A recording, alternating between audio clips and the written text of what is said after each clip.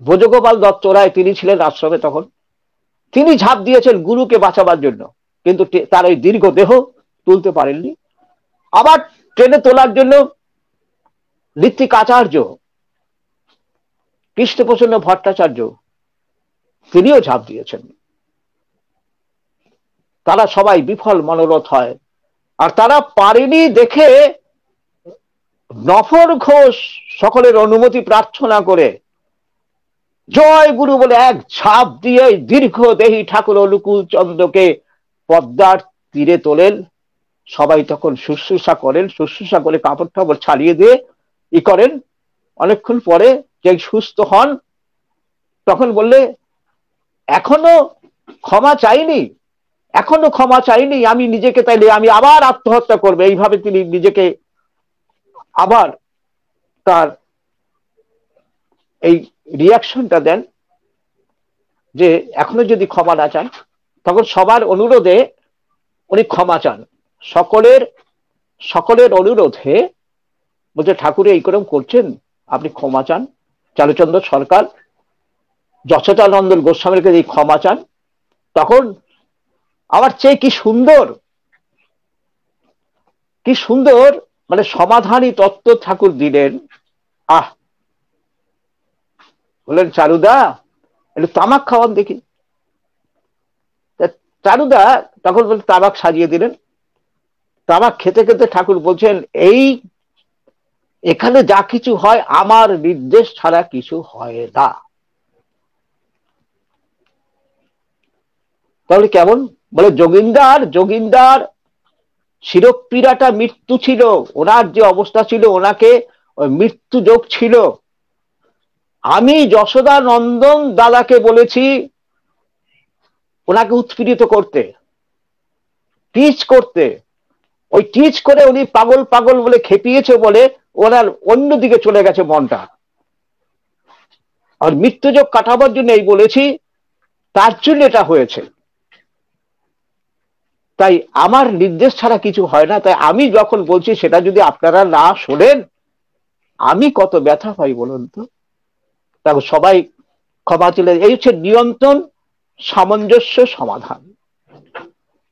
গুরু নিয়ন্ত্রণ সামঞ্জস্য সমাধান করছেন কি সুন্দর ভাবে। নিয়ন্ত্রণ সামঞ্জস্য সমাধানের দৃষ্টান্ত থেকে সবাই নিজের ভুল বুঝতে পারলো। তখন থেকে তারা সিদ্ধান্ত নিল এই আশ্রমে, হিমায়তপুর আশ্রমে ঠাকুরের নির্দেশের বাইরে, তার কথার বাইরে আমরা কখনো চলবো না। এই গেল আর একদিনের ঘটনা। নবরচন্দ্র ঘোষ কি করলেন,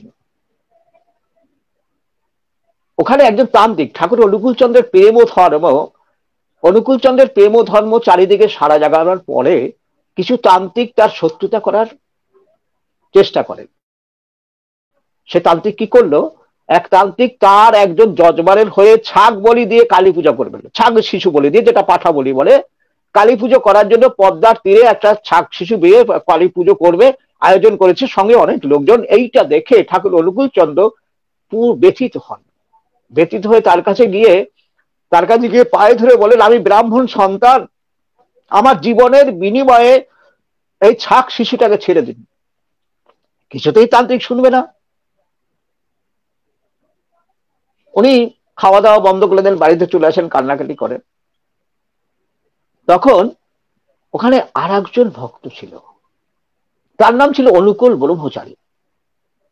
আর একজন ভক্ত অনুকূল ব্রহ্মচারী কেন? তিনি অবিবাহিত ছিলেন বলে তাকে সবাই মিলে খুব মানতেন, মান্যগণ্য করতেন। তিনি গিয়ে ওই তান্ত্রিককে গিয়ে বলেন আমি ব্রহ্মচারী, আমার কেউ নেই, আমার কান্না করার কেউ নেই, আমার প্রাণের বিনিময়ে এই ছাগ শিশুটার প্রাণ আপনি ভিক্ষা দিন। তাতেও সে শুনবে না তান্ত্রিক, সেও বিফল মনোরথ হয়, কিছুতেই শুনবে না। ওদিকে ঠাকুর খাওয়া দাওয়া বন্ধ করে দিয়েছেন, কান্নাকাটি চলছে। এবার এই সুযোগে নফর ঘোষ হাত জোর করে মায়ের কাছে গিয়ে বলেন মা আপনি অনুমতি দিন, আমি ওই ছাগ শিশুটাকে ওখান থেকে হরণ করে নিয়ে আসবো, তুলে নিয়ে আসবো। বলছে বাবা যাবে, কিন্তু দেখো কারোর সাথে কোনো গন্ডগোল করো না, তুমি সাবধানে যাও। এইবার নফর ঘোষ কি করলেন, জয় গুরু বলে ওখান থেকে এক লাফে ওখানে চলেন। যারা শাক শিশুটা পরিবেষ্টিত করে যেসব লোক ছিল লাঠি সোটা নিয়ে ওটাকে রক্ষা করার জন্য, উনি একেবারে তাদের ভিতরে ঢুকে, বুহের মতো ছিল, বুহ রচনা করেছিল, সে বুহের মধ্যে প্রবেশ করে ছাক শিশুকে তুলে এনে মায়ের কাছে দিলে, এই তো আমি নিয়ে না। আর ওদিকে সেই তান্ত্রিক নানাভাবে তাকে গালাগালি করে, নানাভাবে অভিসম্পাদ দেয়। কিন্তু তাতে মা বলেন, তোর কিছুতেই কিছু হবে না, তুই একটা ছাক শিশুর প্রাণ রক্ষা করেছিস, ওই অভিসম্পাদ তো লাগবে না। তখন তাকে বললেন, যা, যার ওই ছাক শিশু তাকে গিয়ে বল, আর ওই যে ওনাকে দিয়ে পুজো করাচ্ছেন তাকে গিয়ে বুঝিয়ে বল, এই প্রাণ ভিক্ষা আমরা ওকে নিয়ে এসছি, প্রাণ ভিক্ষা যেন উনি দেয়, এইভাবে তাকে দিয়ে এসো। এইভাবে এটাও একটা নিয়ন্ত্রণ সামঞ্জস্য সমাধান। তার মধ্যেও কিন্তু ভক্ত হিসেবে নফর ঘোষের এই যে মানে উর্জি ভক্তি, পরাক্রমী ভক্তি, এ কিন্তু দৃষ্টান্ত হয়ে থাকবে ভক্ত ভগবান লীলা কথায়। আর একবার তিনি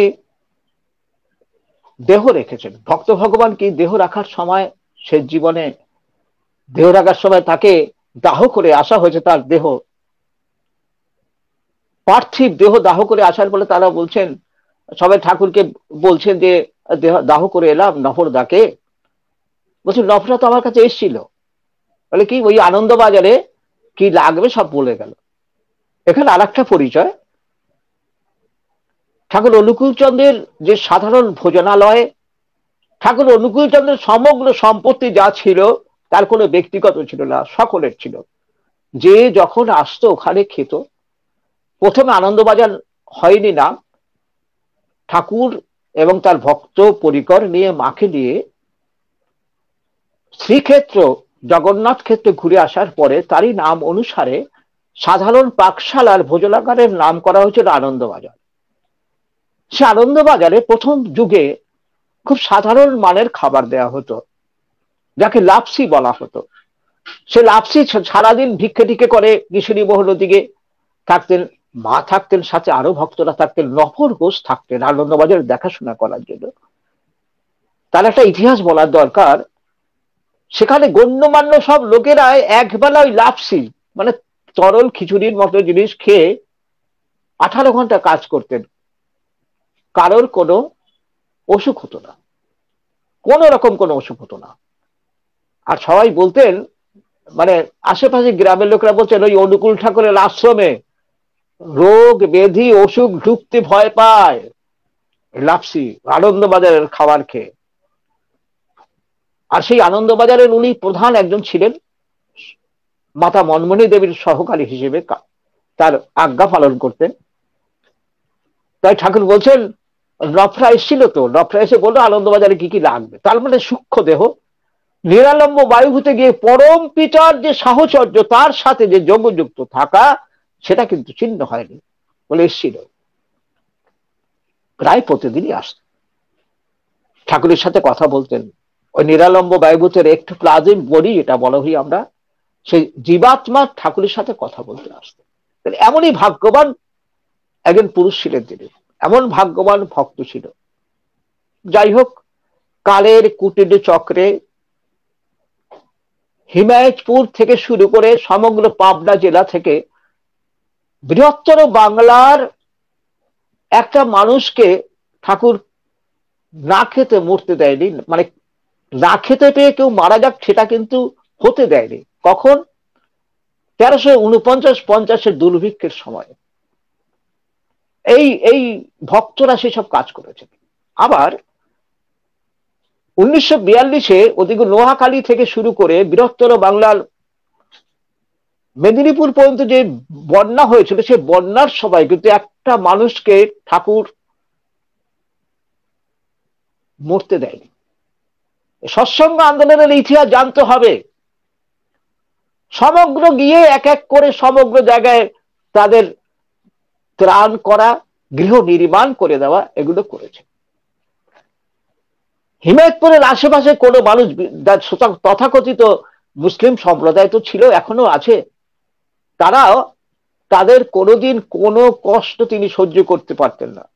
কারোর হয়তো চালে খড় নেই, খড়ের ব্যবস্থা করে দিতেন। কারোর হয়তো জামা নেই, জামা কাপড়ের ব্যবস্থা করে দিতেন। কারোর হয়তো শীতের পোশাক নেই, শীতের পোশাকের ব্যবস্থা করে দিতেন। কারো খাবার নেই, খাবারের ব্যবস্থা করে দিতেন। তারপরে যখন আশ্রম গড়ে ওঠে, তখন নানা ধরনের ছোট শিল্প কারখানা, কুটির শিল্প গড়ে ওঠে। সেখানে জাতি ধর্ম বর্ণ নির্বিশেষে সবাই সেখানে সেবা পেত। হাসপাতাল থেকে শুরু করে, শিক্ষা কেন্দ্র থেকে শুরু করে সবকিছু তো হিমায়তপুরে গড়ে তুলেছিলেন। তাও কালের কুটিল গতি, সেই কালের কুটিল গতির কাছে ইনি বললেন, সেটা রক্ষা করার জন্য ঠাকুর অনুকূলচন্দ্র ভক্তদের ডেকে, মুসলিম লীগের নেতাদের ডেকে বললেন, তথা তৎকালীন হিন্দু মহাসভা নেতাদের ডেকে বললেন যে আপনারা সাম্প্রদায়িক সম্প্রীতি রক্ষা করার জন্য পপুলেশন এক্সচেঞ্জ করুন। যেসব জায়গায় মুসলিম অধ্যুষিত অঞ্চল আছে, যেখানে সংখ্যালঘুদের দিয়ে সংখ্যাগুরু অপসারণ করিয়ে এক্সচেঞ্জ করুন, অদল বদল করুন, তাহলে দেশ ভাগ হবে না। সমগ্র যে আর্যাবর্ত, সমগ্র যে ভারতবর্ষ এক সূত্রে আবদ্ধ থাকবে। তৎকালীন সমাজের নেতারা বলেছিল, মানে ধর্মীয় নেতারা বলেছিল, এটা করতে গেলে তো অনেক টাকার দরকার। ঠাকুর বললেন সেই টাকার কি কি ভাবে যোগান দেবে তাও তিনি বললেন, এই করলেন, এই করেন, এই করেন, এই করলে এই হবে। তিনি এটা করার জন্য, অর্থাৎ অখণ্ড ভারতবর্ষ রক্ষা করার জন্য, মানে ভক্তপ্রবণ সুচিরচন্দ্র বসুকে বারবার দিল্লিতে পাঠাতেন তাদের সাথে কথা বলার জন্য। ঠাকুর বলছেন, আমি আমার মতো করে কাজ শুরু করছি। আর সেই কাজ কিভাবে শুরু করলেন? তিনি ফান্ড ক্রিয়েট করলেন, সস্তৈরি প্রবর্তন করলেন 1937-এ, 1938-এ ইষ্টভীতি প্রবর্তন করলেন। তার মূলত কিন্তু দেশকে অখণ্ড রাখার জন্য, সাম্প্রদায়িক সম্প্রীতি রক্ষা করার জন্য। কিন্তু কিছুতেই কিছু হলো না। তার সমগ্র আবেদন ব্যর্থ হলো। আমাদের ঠাকুর পরবর্তীকালে বলছেন, এই হিন্দুরাই, ঠাকুর যে করেছিলেন কত হই হই ক্ষত্রিয় আনলেন সম্প্রীতি রক্ষার জন্য, পাবনার অনেক হিন্দুরাই ঠাকুরের বিরোধিতা করেছিলেন। কিন্তু ঠাকুর কখনো কারোর কথায় কান দিননি, সকলের সঙ্গে সম্প্রীতি রেখে চলার চেষ্টা করলেন। তবুও শেষ রক্ষা হলো না। 1946-এর আগস্ট কলকাতার কলকাতার রাজা বাজার আর কি, সেখানে গ্রেট ক্যালকাটা কিলিংস হলো, অনেক হিন্দু নরনারী হত্যা হলো। আর সেটা দেখে ঠাকুর সহ্য করতে পারলেন না। তার শরীর খুব অসুস্থ হয়ে পড়ল। ডাক্তারের নির্দেশে তিনি হিমায়তপুর ছেড়ে বায়ু পরিবর্তনের জন্য দেওঘর চলে আসেন। কিন্তু তারপরে সাম্প্রদায়িক সম্প্রীতি তো দূরের কথা, সাম্প্রদায়িক সংঘর্ষের রূপ নিল, সাম্প্রদায়িকতা সংঘর্ষের রূপ নিল। হিমায়তপুর আশ্রম তছনছ হয়ে গেল, সমস্ত লুটপাট হতে শুরু করলো। তাড়িত পীড়িত মানুষেরা আবার সেই ঠাকুরের কাছে গেলেন দেওঘরে। ঠাকুর তাদের আবার আপন করে দিলেন, আবার নতুন করে গড়ে তুলল।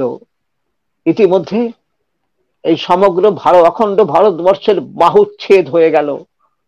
ঠাকুর তার জন্মভূমিতে আর ফিরতে পারলেন না। কিন্তু কিছু নিন্দুকেরা বলেন ঠাকুর পালিয়ে গিয়েছিলেন, কিন্তু এটা সর্বৈব মিথ্যা কথা। পুরুষোত্তম পালিয়ে যান না, এ নিয়ে অনেকদিন অন্য সময় আলোচনা করা যাবে। কিন্তু ঠাকুর ওই দেওঘর লীলাতে যাওয়ার পরে কিছুদিন পরে একদিন বলেন, আজকে নফর ঘোষ আসবে। নফর ঘোষ আসবে কিভাবে আসবে? বলছে নফর ঘোষ বহরমপুরে ছোটু গোয়ালার বাড়িতে জন্ম নিয়েছে। বলে ছোটু গোয়ালার বাড়িতে জন্ম নিয়েছে? বলে হ্যাঁ। তখন দেখলো সত্যি সত্যি একজন এসে, একটা ছোট বাচ্চা মতো ছেলে। তাদের যারা অভিভাবক ছিল, পিতৃব্য যারা ছিলেন, তাদের জিজ্ঞেস করলেন, বলে এ ওই ঘোষ বাড়িতেই জন্মগ্রহণ করেছে। বলে ওর তো ওই একটু মিষ্টান্ন দ্রব্যের প্রতি লোভ ছিল, তো সেই লোভ নিয়ে দেহ রেখেছে, তার জন্য সেই ঘোষ বাড়িতে জন্মগ্রহণ করেছে, কিন্তু খুব ভক্তিমতী, নিরামিষ খায়। তখন ঠাকুর তাদের বলেছিলেন, একে একে তোমরা আমিষ ধরিও না, এর এর যে জীবাত্মা, এর ভিতরে তুমি অসুচি কিছু দিও না, ঠাকুর বলেছিলেন। যাই হোক, পরবর্তীকালে তার খোঁজ আমিও চেষ্টা করেছি, ওখানে ওনার পরিবারটা কোথায় আছে। সে ছোটু গোয়ালা নাম, সেই ছোটু গোয়ালার পরিবারে নভর ঘোষ জন্মগ্রহণ করেছিলেন। এই ভক্ত ভগবান লীলায়, ভক্ত ভগবান লীলায় ঠাকুর যে জীব মদাত্মা সর্বভূতাত্মার প্রতিমূর্তি রূপে সমগ্র বিশ্বের যা কিছু তার তিনি যে জানেন, এটা তার প্রতিভাত হলো, প্রমাণিত হলো। ভক্ত ভগবান লীলা কথায় এ ধরনের অনেক অনেক ভক্ত আছে, যে যেখানে যতটুকু জানেন সেগুলো যদি এভাবে তুলে ধরেন, মানুষ যদি অন্তত এই আত্মসমর্পণ, নিজেকে সমর্পণ, মানব জনম শ্রেষ্ঠ জনম, এমন জনম আর হবে না, ৮৪ লক্ষ জনি ভ্রমণ করার পরে এই মানব জনম লাভ, তাতে যদি এই ইষ্টকে অর্থাৎ মূর্ত ভগবান, সেই মূর্ত ভগবানকে দীক্ষার মাধ্যমে গ্রহণ করে যারা জীবন ধন্য করেছেন, তাদের উদ্দেশ্যে বলে আপনারা তো ধন্য হয়েছেনই, কিন্তু জীবন তো মানব জীবন তো একটাই, এমন জীবন আর হবে না। ওই ভক্ত সেজে, অর্থাৎ ভক্ত ঠাকুর আমরা সবাই যেন ভক্ত হতে পারি। কেমন ভাবে ভক্ত হতে বলছেন ঠাকুর? সতে নিরবচ্ছিন্ন সংযুক্ত থাকার চেষ্টার নাম ভক্তি। তাহলে আমাদের কি করতে হবে? তার আদর্শে, তার নামে, তার ধ্যানে নিরবচ্ছিন্ন সংযুক্ত থাকবো, আজ্ঞাচক্রে তার ধ্যান করব, নাম করব, নিরামিষ আহার গ্রহণ করব, ৩ বার সবাসন করব, থানকুনি পাতা খাবো, জৈবিক তাগিদ সত্তা পোষণী নিরামিষ আহার গ্রহণ করে জৈবিক তাগিদ আমাদের সেই তাগিদটাকে নিষ্পন্ন করব। আর আমাদের জৈবিক আর একটা তাগিদ বিবাহ, আমরা এক থেকে যখন বহুতে পরিণত হব, তার আদর্শ মেনে বিবাহ, এইটুকু করলেই তার সাথে যোগযুক্ত থাকতে পারবো। নামের মাধ্যমে, তার আরাধনার মাধ্যমে যোগযুক্ত থাকলে আজকে হয়তো আমরাও, আমাদের মধ্যে সাধারণ মানুষও ভক্ত হয়ে উঠতে পারবে। কেমন? সতে নিরবিচ্ছিন্ন সংযুক্ত থাকার চেষ্টা। আর ভক্ত প্রকৃত হচ্ছে জ্ঞানী। ভক্তিবিহীন জ্ঞান বাচক জ্ঞান মাত্র। আজকে যত অজ্ঞানতা হচ্ছে দুঃখের কারণ, সেই দুঃখের কারণকে অপসারণ করার জন্য ভক্তির প্রয়োজন আছে। আর ভক্তি কেন প্রয়োজন আছে? আজকে সমগ্র বিশ্বব্যাপী যে একটা অরাজকতা চলছে, যেটা অবক্ষয় চলছে, তার কারণ কিন্তু অহংকার। তার মানে যাদের ইষ্ট নেই, অনিষ্ট জীবন, প্রবৃত্তি অনুযায়ী চলে, তার জন্য সমগ্র হিংসা চলছে। ঠাকুর সুন্দরভাবে হিংসা প্রতিরোধে আন্তর্জাতিক ক্ষেত্রে অনেক ব্যবস্থা নিয়েছে। পুলিশ আছে, মিলিটারি আছে, উকিল আছে, ডাক্তার আছে, সব আছে। কিন্তু মানুষের চরিত্র সংশোধন করে মানুষকে দেবতা তৈরি করার পদ্ধতি কিন্তু ঠাকুর অনুকূল চন্দ্র দিলেন। কোন সম্প্রদায় নেই সেখানে, হিন্দু নেই, মুসলমান নেই, বৌদ্ধ নেই, খ্রিস্টান নেই, প্রতিটি মানুষ যাতে তার সত্তায় পিতৃদত্ত যে এই দেহ, সেই সত্তার ইনস্টিংক্ট অনুযায়ী বেঁচে বেড়ে উঠতে পারে, সুস্থভাবে বাস করতে পারে, এবং প্রতিটি মানুষ যাতে বলতে পারে আমি সবার সবার আমি। এই আন্দোলন ঠাকুর চেয়েছেন। আর এই আন্দোলনের মধ্যে ঠাকুর বললেন যে সমস্যা যদি কিছু থেকে থাকে সেটা অহংকারের মধ্যে। ভক্তিবিহীন জ্ঞান বাচক জ্ঞান, হ্যাঁ বাচক জ্ঞান হচ্ছে অহংকার, আর এই সমস্যার সূত্রপাত হচ্ছে অহংকারে। ঠাকুর বলছেন অহংকার আসক্তি এনে দেয়, আসক্তি আনে স্বার্থ বুদ্ধি, স্বার্থ বুদ্ধি আনে কাম, কাম থেকে ক্রোধের উৎপত্তি, ক্রোধ থেকে আসে হিংসা। আর নিরসন কিভাবে হবে? আবার সুন্দরভাবে বলছেন ভক্তি এনে দেয় জ্ঞান। তার কাছে দীক্ষা নিয়ে সতে সংযুক্তি থাকার চেষ্টা করে ভক্তি এনে দেয় জ্ঞান। যখন জ্ঞান হয় সর্বভূতে আত্মবোধ হয়, সবাইকে মনে হয় যাহা যাহা দৃষ্টি পড়ে তাহা তাহা কৃষ্ট স্পরে, যাহা যাহা দৃষ্টি পড়ে তাহা তাহা ইষ্ট স্ফুরে। তখন কি মনে হয়? ঠাকুর অনুকূল চন্দ্রের ওই বাণীটাকে মূর্ত করতে, ঘটে ঘটে ইষ্ট স্ফুরণ যখনই তোর হবে, ব্রহ্মবোধের প্রথম ধাপটি ঠিক পাবে তুই তবে। ঘটে ঘটে মানে আমাদের পরিবেশের শুধু মানুষ নয়, মানুষ থেকে যাদের ভিতরে প্রাণের সঞ্চার, সবাইকে ভালোবাসার মিষ্ট মঙ্গলে পরিপূরিত করতে হবে, মঙ্গলে উদ্ভাসিত করে তুলতে হবে। এটা হলেই আমরা ভক্তি পাবো, ব্রহ্মবোধের ব্রহ্মবোধ লাভ করতে পারবো। তাই বলছে ভক্তি রে দেয় জ্ঞান, জ্ঞানে সর্বভূতে আত্মবোধ হয়, সবাইকে আমার মনে হয়। আর সর্বভূতে আত্মবোধ থেকে আসে অহিংসা, আর অহিংসা হতে আসে প্রেম। এই হচ্ছে ভক্ত। তাই ভক্ত তো আমরাও হতে পারি। আমাদের করার জন্য তিনি বলছেন তোমরা সবাই একটা ছোট ছোট ঠাকুর হয়ে ওঠো। তোমার ভিতর ঠাকুরত্ব না জাগলে কেহ তোমার কেন্দ্র নয়, ঠাকুর নয় ফাঁকি দিলেই পেতে হবে তা। আমরা যেন ফাঁকি না দিয়ে প্রত্যেকে একটা ঠাকুর বলতে, আমি চাই একটা তোমরা সবাই আমার মতো একটা করে ঠাকুর হয়ে ওঠো। আর সেই ঠাকুরত্ব যদি তোমার ভিতরে না জাগায়, না জাগাতে পারো, আমি কিন্তু তোমার কিছু করতে পারবো না। তাই তোমার ঠাকুরত্ব না জাগলে কেউ তোমার কেন্দ্র নয়, ঠাকুরও নয়, ফাঁকি দিলেই পেতে হবে তা। ফাঁকি আমরা দেব না।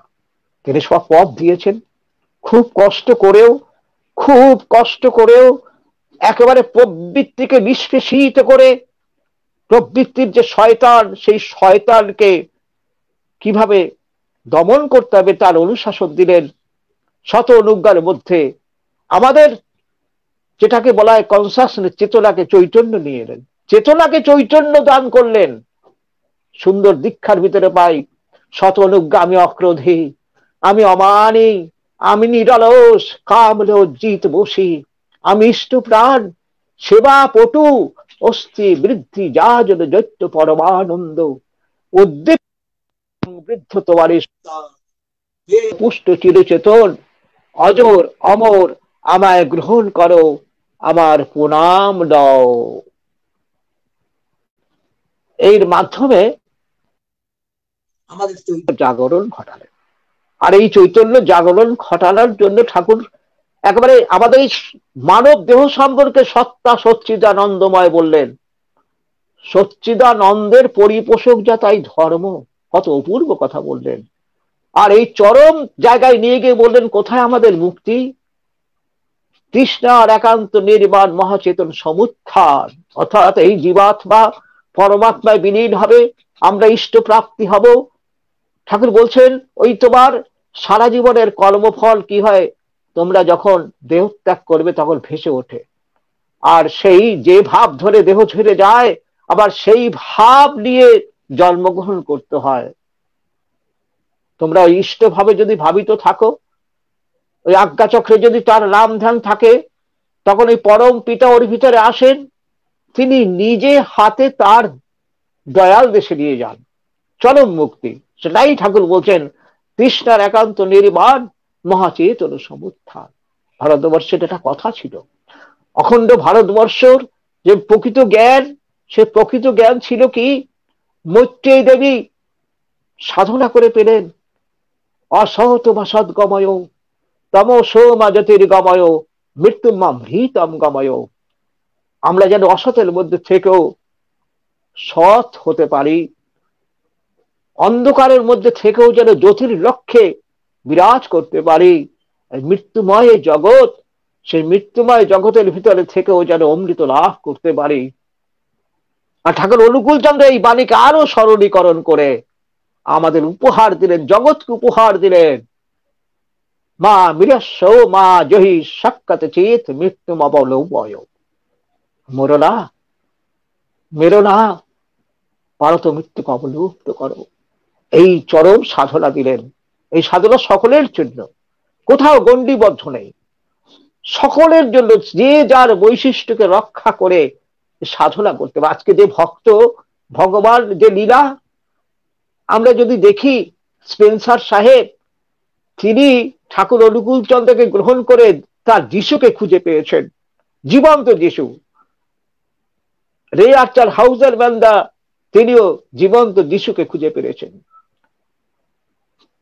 ওই কৃষ্ণপ্রসন্ন ভট্টাচার্য তার ভিতরে একটা প্রকৃত বিজ্ঞানীকে খুঁজে পেয়েছেন। আর আমাদের তৎকালীন যে মুসলিম সাধক যারা যারা এসছেন, তারাও তার ইসলামকে খুঁজে পেয়েছেন। অনেক। এই সম্প্রদায়ের যে জিনিসটা, ঠাকুর হিন্দু ধর্ম, মুসলমান ধর্ম, বৌদ্ধ ধর্ম, খ্রিস্টান ধর্ম, এই কথাগুলো থেকে এই বললেন এগুলো আমার মতে ভুল, আমার মতে ভুল। ধর্মের কোনো প্রকার হয় না, যত মত তত পথ হতে পারে, কিন্তু ধর্ম এক, ঈশ্বর এক। ঈশ্বর যখন আসেন সকলের জন্য আসেন। তাই ওই ওখান থেকে সম্প্রদায় নামক যে হানাহারি জিনিসটাকে সরিয়ে দিয়ে একদম সুন্দর প্রকৃত ধর্মটাকে তুলে ধরলেন। আর তার ধর্মের কথা একেবারে কোনো শাস্ত্রীয় কথা নাই, কোনো বড় কথা নাই, ছোট্ট কথা। অন্যে বাঁচায় নিজে থাকে, ধর্ম বলে জানিস তাকে। আর অন্যে বাঁচায় নিজে থাকে, এর মধ্যেই আমরা কি খুঁজে পাবো? অমৃত খুঁজে পাবো। আর আমাদের তৃষ্ণার একান্ত নির্বাণ হবে, আমরা অমৃত লাভ করব। তাই মৃত্যুকে অবলুপ্ত করতে গেলে অন্যে বাঁচায় নিজে থাকে, ধর্ম বলে জানিস তাকে। ধর্মে সবাই বাঁচে বারে, সম্প্রদায়টা ধর্ম নারে। বাঁচা বাড়ার মর্ম যা ঠিকই জানিস, ধর্মতা। Unfolding urge of existence is ধর্ম। একবারে সহজ সরল বাণীর মাধ্যমে আমাদের ধর্ম বুঝিয়েছেন।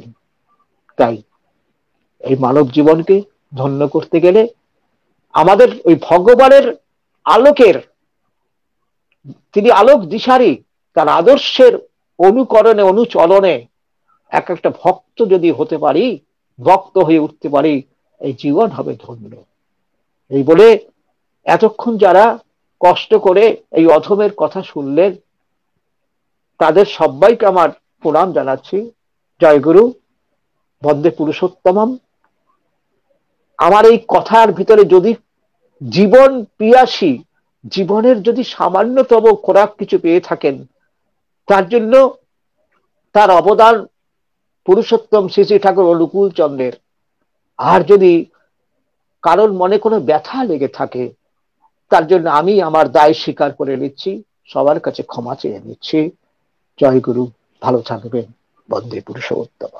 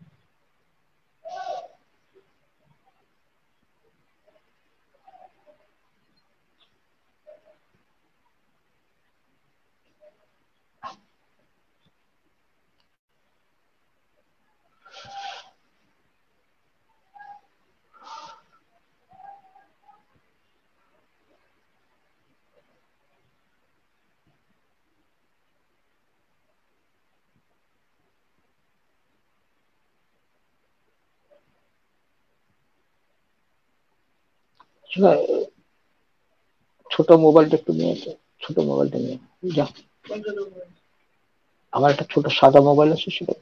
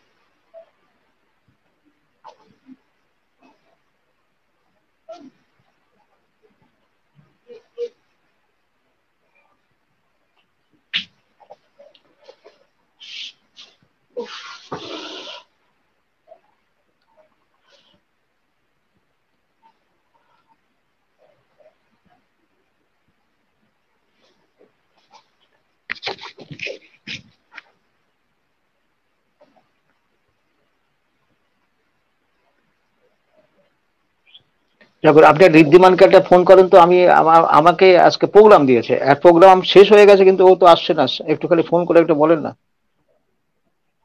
হ্যাঁ চলছে। ঋদ্ধিমানকে আপনি ইসে বলুন, হোয়াটসঅ্যাপে করুন বা কোথাও কিছু করুন। না না না, এই প্রোগ্রাম চলছে এখন, প্রোগ্রাম শেষ হয়ে গেছে। আমি না না না, সেটা আমি পরে বলছি, দাঁড়ান। আচ্ছা।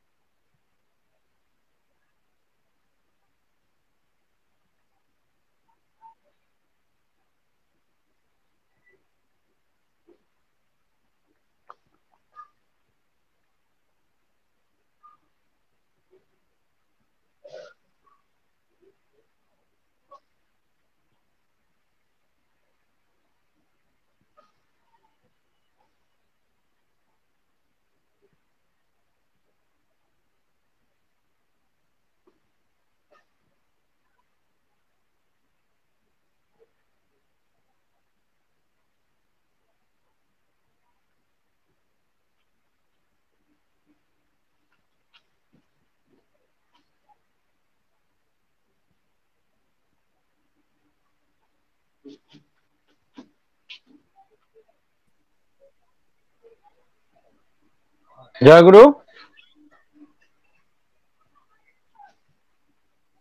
হ্যালো, অসংখ্য ধন্যবাদ জয় গুরু। আমাদের আজকের শ্রদ্ধেয় আলোচক মহোদয়কে। শ্রী শ্রী ঠাকুরের সাথে নফরদার সেই অমীয় লীলাগুলো পরিবেশন করলেন, সকলের সামনে উপস্থাপন করলেন। অনেক দাদা এবং মায়েরা আমাদের সাথে রয়েছেন। তো আপনাদের যদি কোনো প্রশ্ন থাকে আপনারা কিন্তু একটু কমেন্ট করে আমাদের জানাতে পারেন। আমরা অনুষ্ঠানের একদম শেষ প্রান্তে চলে এসেছি। আজকে একটু কারিগরি সমস্যার কারণে আমাদের অনুষ্ঠান শুরু হতে একটু দেরি হয়েছে। তো যাই হোক, তারপর আমরা অনুষ্ঠানটি সফলভাবেই আজকে শেষের দিকে নিয়ে আসতে পেরেছি। যাই হোক, অনেক দাদা এবং মায়েরা রয়েছে, আমরা দেখছি দু একটি প্রশ্ন এসেছে, তা আমরা চেষ্টা করব একটু সংক্ষিপ্ত আকারে কয়েকটি প্রশ্ন উত্তর প্রদান করার। আচ্ছা, সিঙ্গার দেবাশিস দত্ত রয়েছেন যশোর থেকে, সুজনশীল দাদা রয়েছেন, অনেক দাদা এবং মায়েরা আমাদের সাথে রয়েছেন। তো আমরা প্রশ্ন নেব দুই একটি। আচ্ছা, মদন মোহন দাস দাদা প্রশ্ন করেছেন, বীজ নাম কি জোরে জোরে করা যায় কিনা, জিজ্ঞেস করেছেন। আমরা উত্তরে বীজ নাম, যেটা বীজ হচ্ছে অনাহত লাদ। বীজ নাম হচ্ছে অনাহত লাদ, এটা ভেতর থেকে স্বয়ংক্রিয় শত উচ্চারিত হয়। তাই জন্য আমাদের ধ্যান করার সময় ঠাকুরের যে নির্দেশ, চক্রবর্তীকে রেখে একান্ত সাধনের সময় উচ্চারণ করা যেতে পারে, আহত করা যেতে পারে, তারপরে আজ্ঞা চক্রে সেই নাম এবং নাসামূলে নামের স্পন্দনটা করতে হবে ভেতরে, অজপা, মানে জীব নড়বে না। অজপা নামে কি হয়, যেমন একটু বীজ, ঠাকুর সুন্দর এটাকে তুলনা করেছেন বীজের সাথে। কৃষি ক্ষেত্রে আমরা যদি একটা যে কোনো বীজ যদি লাগাই, সে বীজটা মাটির যদি উপরে থাকে, তা কিন্তু গাছ যে হবে না তা নয়, গাছ হবে, শিকড়টা ভালোভাবে মাটি আঁকড়ে ধরতে পারবে না, আর কাণ্ড পাতা যেগুলো বেরোবে সেটাও ঠিকভাবে পুষ্ট হবে না। তাই জন্য ঠাকুর বলছেন এই যে বীজ, বীজ গভীরে যেমন প্রবেশ করে তেমনি পল্লবিত উপরেও হয়। তাই বাইরে ভেতরে এটাকে ঠিক করে যদি জপ করা যায়, অর্থাৎ অজপা সিদ্ধ হওয়া যায়, তাহলে ভালো হয়। কিন্তু অনেক অনেক সময় ঠাকুর বলছেন তুমি একা আছো, এই বিষটা অন্য লোকের সাথে প্রকাশিত না করে নিজের সাধনের সময় হয়তো ভালো লাগছে না, অনেকক্ষণ করছো, দু একবার একটু করলে তাতে কোনো অসুবিধা নেই, তবে এটা অজপা নাম, অনাহত নাথ, অনাহত নাথ। সেই জন্যই কিন্তু এই বিষটাকে উচ্চারণ না করাই ভালো।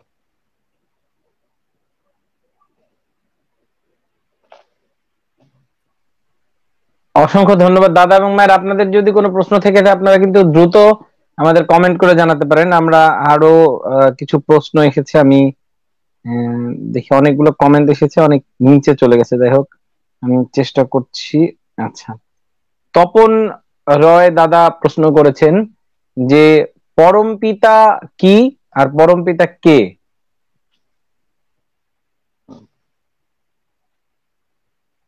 জয় গুরু।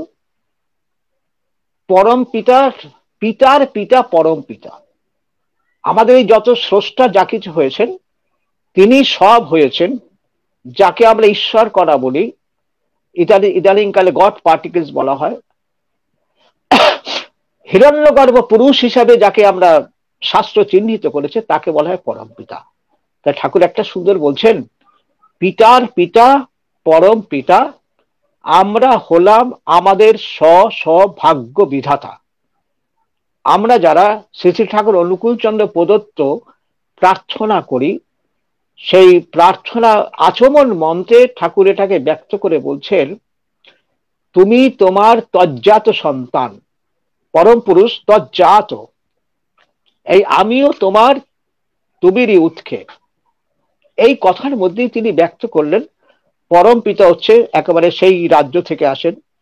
তিনি পুণ্যপুঁথিতে বলছেন, যখন ছিল না আর সত্তা ছিল কাল আসে নাই, যখন সূর্যের চাঁদের উদয় হয় নাই গগন হয়নি, তখন ছিলাম আমি, এই পরম পিতা। আবার একটা পরিচয় আমরা আহ্বানী মন্ত্রে পাই, তমসার পারচ্ছেদ্য বর্ণ, পরম পিতার বর্ণনা এটা ইয়েতেও রয়েছে, আমাদের বেদেও আছে, ছিন্নন্ত বিশ্বে অমৃতস্য পুত্রা আজে ধাবারে দিব্যানি তস্ত বেদাহ মেতাং পুরুষং মহান্তম বলে বর্ণনা করেছেন। আর ঠাকুর সেটাকে সুন্দর ভাবে, এত সুন্দর ভাবে তার বাংলা ভাষায় তার অবদান, তমসার পারচ্ছেদ্য বর্ণ মহান পুরুষিষ্ট প্রতীকে আবির্ভূত, এই হচ্ছে পরম পিতার পরিচয় তিনি দিয়ে গেছেন। জয় গুরু। অসংখ্য ধন্যবাদ। তো আমাদের আরো কোনো দাদা এবং মায়েরা যদি থাকেন, প্রশ্ন যদি থাকেন, একটু আমাদের মাঝে করলে আমরা দ্রুত অনুষ্ঠান শেষ করে দিব, যেহেতু অনেক রাত হয়ে গেছে, শীতের রাত। তো যাই হোক, আরো একজন প্রশ্ন করেছেন মৌপাল, তিনি বলছেন ঠাকুর কি ভগবান? সংক্ষেপে একটু উত্তর দেবেন। ভগবান হচ্ছেন আমাদের ভগবান যে শব্দটা হচ্ছে, সে শব্দটা কিন্তু সম্বোধনে, সরৈশ্বর্যের অধিকারী, সমগ্র ঐশ্বর্য বীর্য যশ শ্রী জ্ঞান, এই ঐশ্বর্য যার ভিতরে প্রকট, তাকে শাস্ত্র ভগবান বলে বলেছেন। তাই সেই হিসেবে যদি আমরা ধরতে পারি, ঠাকুরের সমগ্র ঐশ্বর্য বীর্য ছিল, তার জন্য তিনি, আমরা ভক্তরা তাকে সমগ্র শাস্ত্রীয় লক্ষণ আছে বলে আমরা তাকে ভগবান বলেছি।